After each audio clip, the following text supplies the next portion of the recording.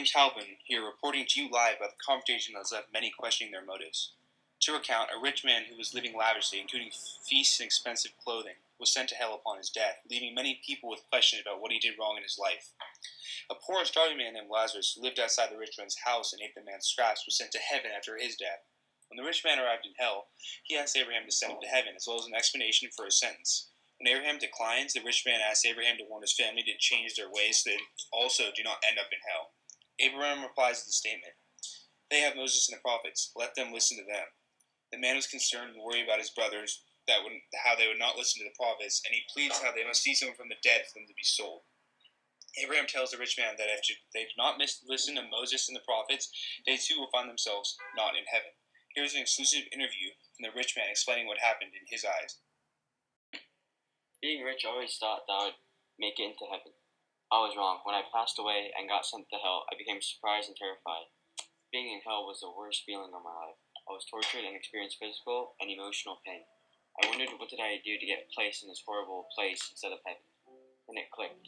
There was that poor man named Lazarus.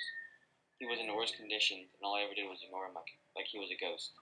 I didn't offer him food, a sanctuary, or nothing. All I did was become a bystander. I asked Abraham if I can rise from the dead and warn my brothers. But he replied with, "If they cannot listen to Moses and the prophets, neither will they be persuaded as someone should rise from the dead." Wow, very interesting. Here's an interview from the eyewitness at the scene. I watched the scene from afar.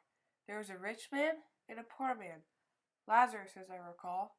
Every day, Lazarus would be outside of the rich man's house, and when the rich man came out, he would just look at Lazarus and walk by.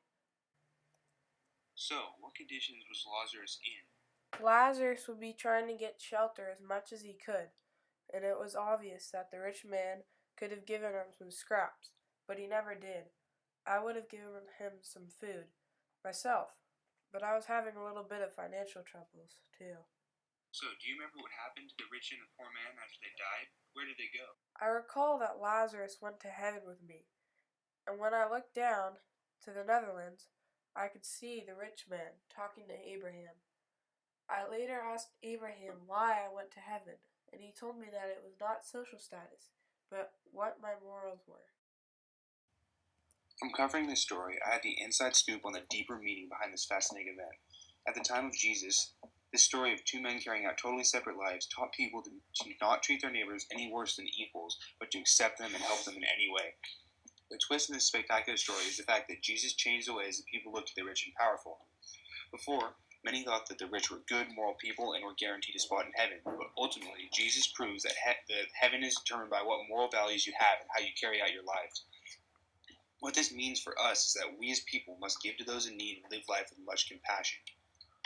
If we all also live with love and genuine care for others, we will better our chance to end up with God in heaven.